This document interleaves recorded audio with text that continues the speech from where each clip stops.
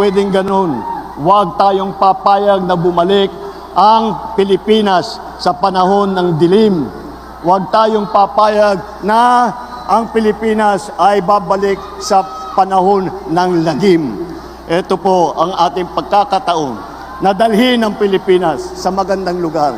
Ito ang ating pagkakataon na maglagay po tayo ng ating mga leader na sila ang mangunguna para dalhin ang Pilipinas sa mas magandang kinabukasan. Ang isang Pilipinas na progresibo, ang isang Pilipinas na may malasakit para sa isa't isa. Para sa Pilipinas na lahat ng Pilipino po ay kapit-bisig, sabay-sabay, tungo sa isang mas maliwanag, mas maganda at mas mapayapang kinabukasan.